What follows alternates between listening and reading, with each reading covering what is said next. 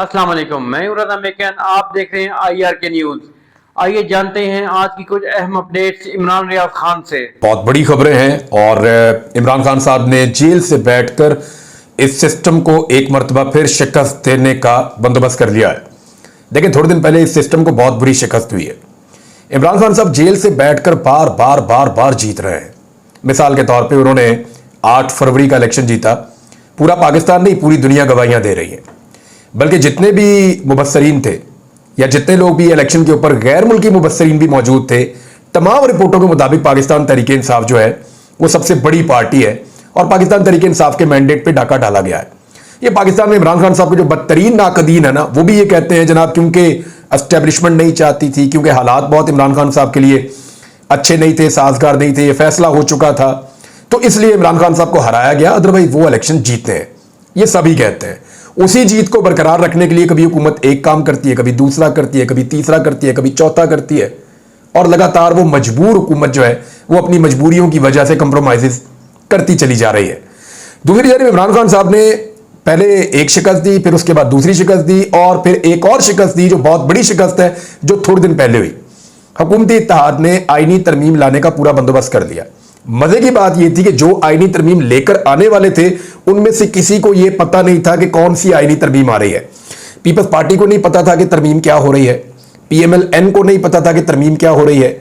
वजीर कानून ने कहा कि मुझे मुसव्वदा अभी मिला है, जिन्होंने इसको बनाना था उन्हें भी नहीं पता था कि आईनी तरमीम क्या हो रही है। जितने MNAs हैं उनको भी नहीं पता था कि आईनी तरमीम क्या हो रही है। जितने सेनेटर्स हैं उनको भी नहीं पता था आईनी तरमीम क्या हो रही है। लेकिन इसके बावजूद वो बेचारे सारे मजबूर होकर आईनी तरमीम करने पहुंचे हुए थे।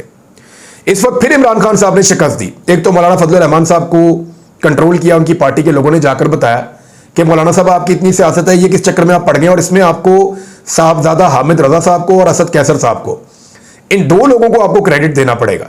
कुछ लोग जो है वो मौलाना साहब की अपनी पार्टी में भी हैं और उन्होंने भी बड़ा जोर लगाया। उन्होंने बताया मौलाना साहब को कि मौलाना साहब पहले ही सियासत फारग हो गई है, ये करेंगे तो और फारग हो जाएगी। तो फिलहाल तो मौलाना साहब ने अपने आप को होल्ड कर दिया। एक तो मौलाना साहब को कामयाबी से पाकिस्तान तहरीक इंसाफ ने पीछे रखा इस कानून साजी से। दूसरा, उन्होंने अपने जितने भी बंदे ऐसे थे जो टूट सकते थे, इधर उधर हो सकते थे, उनको मैनेज करना शुरू किया। 3 बंदे पाकिस्तान तहरीक इंसाफ ने मैनेज किए और 2 बंदों के घर वाले मैनेज किए थे। हालांकि बंदे कुछ गायब भी हो गए थे, लेकिन इसके बावजूद पाकिस्तान तहरीक इंसाफ की जो मैनेजमेंट थी उसमें, और जो एक तफसीली ऑर्डर एक आया था, आपको पता वजाहती ऑर्डर आया था सुप्रीम कोर्ट ऑफ पाकिस्तान से, जस्टिस मंसूर अली शाह साहब जब वापस आए थे, 8 जजेस ने लिख के वजाहती ऑर्डर भी एक दिया था, और उस मामले के बाद एकदम गेम उलट गई। जेल में बैठा हुआ कैदी नंबर 804 जीत गया और ये सारे बाहर बैठे हुए जितने आजाद लोग हैं, ये अपनी पूरी ताकत के बावजूद, अपने पूरे जबर के बावजूद, लोगों के घर की खवातीन उठाने के बावजूद, बंदे MNA अगवा करने के बावजूद ये हार गए। तो उस वक्त इमरान खान साहब ने एक सबसे मुश्किल खेल खेला और जेल से बैठकर जीते। अब जो है उसका फाइनल राउंड चल रहा है। मैंने आपको थोड़े दिन पहले बताया, 2-3 दिन पहले, कि अब ये फाइनल राउंड है, इसमें आर या पार है। अगर तो कादी फायद ईसा साहब को एक्सटेंशन देने में ये हुकूमत कामयाब हो जाती है तो हुकूमत के लिए बुरा वक्त टल जाएगा और पाकिस्तान तहरीक इंसाफ के लिए एक सर्टेन टाइम पीरियड फिर बुरा आ जाएगा। लेकिन अगर हुकूमत कादी फायद ईसा साहब को बचाने में नाकाम हो जाती है, एक के बाद एक, एक के बाद एक, एक के बाद एक मुश्किलात हुकूमत के सामने खड़ी होना शुरू हो जाएंगी। कि पाकिस्तान तहरीक इंसाफ ने तकरीबन अपना 80% होमवर्क कर लिया है और थोड़ा सा काम जो उनका बाकी है वो भी अगले 24 से 36 घंटों में हो जाएगा। उसके बाद फिर आईनी तरमीम ख्वाब ही रह जाएगा। मौलाना फजल रहमान साहब से जो मुलाकात की पाकिस्तान तहरीक इंसाफ के लोगों ने, ये मैं आपको बता दूं कि इसमें सलमान अकरम राजा साहब गए थे और इसमें अखूनज़ादा यूसुफ ज़ई साहब गए थे। और ये अखूनज़ादा यूसुफ ज़ई साहब का नाम आपने याद रखना है इसलिए कि ये एक अनसंग हीरो की तरह है इस आईनी तरमीम के खिलाफ। यानी ये जो आइन के ऊपर हमला होने जा रहा था, इसको रोकने के अंदर जिन लोगों ने बहुत बड़ा काम किया, मैं फ्यूचर में आपको कुछ नाम बताऊंगा, अभी अगर मैं आपको बताऊंगा तो वो एक्सपोज हो जाएंगे, लेकिन उनमें एक नाम अखूनज़ादा यूसुफ ज़ई साहब का भी है, जिन्होंने मौलाना फजल रहमान साहब के एंड के ऊपर बहुत काम किया अपनी जमात की जानिब से। और अखूनज़ादा यूसुफ ज़ई साहब जो हैं वो भी मुलाकात में मौजूद थे और इसमें जो है सलमान अकरम राजा साहब थे और हामिद रजा काज़मी साहब थे। तो इन दोनों को ने मुलाकात की है और मेरी इत्तला के मुताबिक मौलाना फजल रहमान साहब ने कहा कि जी मैं इन्होंने जाके बताया कि एक्चुअली मौलाना साहब जो आईनी तरमीम की हमें समझ आई है ना, वो एक्चुअली हमें विक्टिमाइज करना चाह रहे हैं, इमरान खान को मिलिट्री कोर्ट में भेजना चाह रहे हैं, और इसके असरात बड़े दूर रस होंगे। ये कल को सारी पॉलिटिकल पार्टीज को भुगतना पड़ेगा। कौन कौन सी चीजें कैसे कैसे करने की कोशिश की जा रही थी, वो सारे नुकात इन्होंने कानूनी सामने रखे मौलाना साहब के। तो मौलाना साहब ने जो एक वाज़े बात कही, और उन्होंने, मेरी मौलाना साहब की ये खूबी तो है, वो एक जुमले के अंदर उन्होंने सारी बात जो है वो सामने रख दी। मौलाना साहब ने कहा जी मैं अपना कंधा फराहम नहीं करूंगा, यानी हुकूमत को इस गलत काम के लिए मैं अपना कंधा फराहम नहीं करूंगा। और फिर उसके बाद एक और फैसला हुआ, वो ये हुआ कि पाकिस्तान तहरीक इंसाफ और फजल रहमान साहब की पार्टी मिलकर जो है वो एक मुसवदा तैयार कर ले।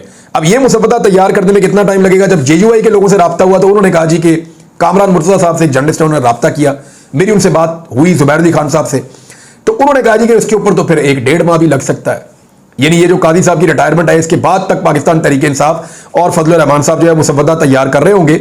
और मेरा नहीं ख्याल कि ये दोनों जमातें चाहेंगी कि ये जो इस वक्त असेंबली मौजूद है जाली फार्म 47 वाली, इसके जरिए से कोई आईनी तरमीम लाई जाए। हाँ ठीक है, आईनी तरमीम के ऊपर काम कर लें, लेकिन जब मैंडेट वाली हुकूमत आ जाए तो फिर मिलकर आईनी तरमीम भी लाई जा सकती है, जो चीजें जरूरी हैं उनके हवाले से। अच्छा, कादी फायदी साहब को ये जो है वो बुरा लगा कि जस्टिस मंसूर अली शाह साहब ने खत लिखा और वो खत लोगों तक पहुंच गया।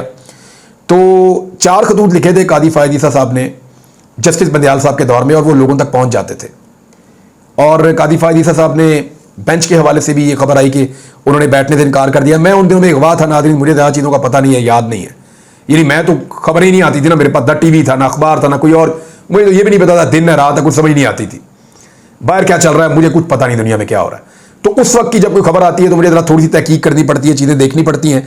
तो मैं कुछ खबरें पुरानी पढ़ रहा था, तो उसमें पता चला कि कादी साहब ने ये सारी चीज़ें की हुई हैं जो आज उन्हें बुरी लग रही हैं।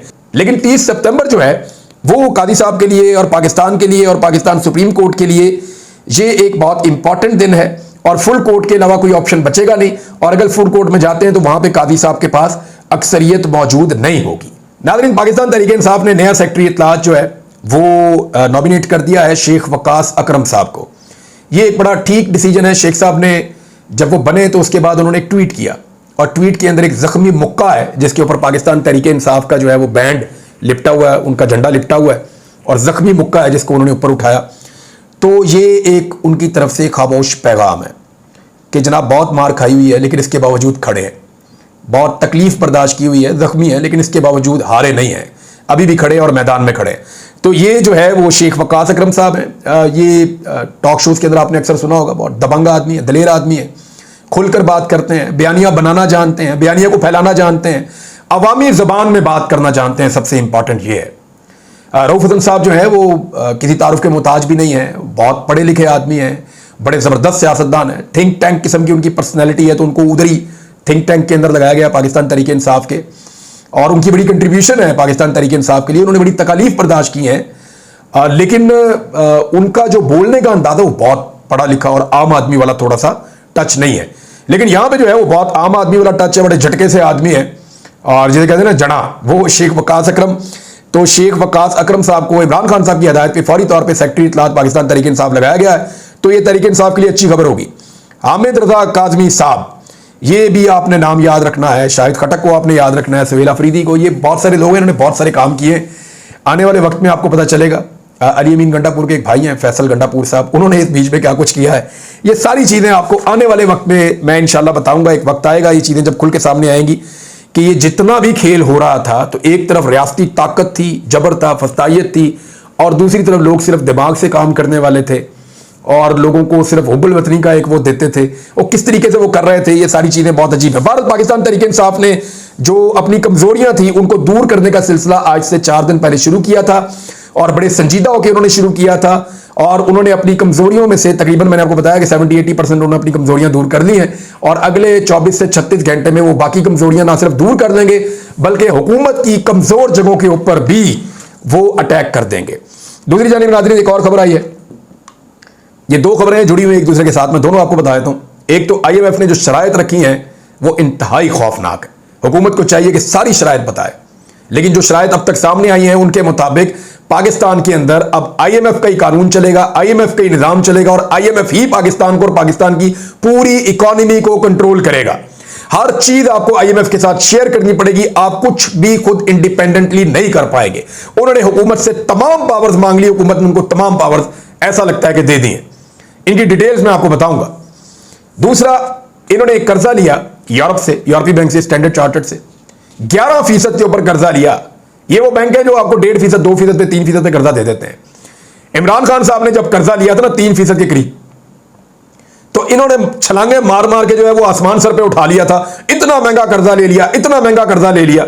इन्होंने 11% पे कर्जा लिया और $600 मिलियन का कर्जा लिया है। आईएमएफ ने साफ कह दिया कि जनाब हमारा इसमें कोई किरदार नहीं, हमने नहीं इनको कहा कि इतना महंगा कर्जा आप लें, हमने नहीं कहा इनको, इन्होंने अपनी मर्जी से लिया जाके वो कर्जा। अब पाकिस्तान ने वहां से जो कर्जा लिया है उसके बाद आप देखें कि आईएमएफ ने पाकिस्तान को $1 अरब दे दिए। मैं आपको कह रहा था ना कि ये जो लोग चाहे आईएमएफ में काम करते हैं, चाहे प्राइवेट बैंकों में काम करते हैं, चाहे यूरोपीय बैंकों में काम करते हैं, चाहे पाकिस्तान के अंदर जो है वो उनको उठाकर किसी ओहदे पर बिठा दिया जाता है, ये सारे आपस में मिले हुए हैं। मज्जा दियां भैना होंदियां ने, पंजाबी की एक मिसाल है।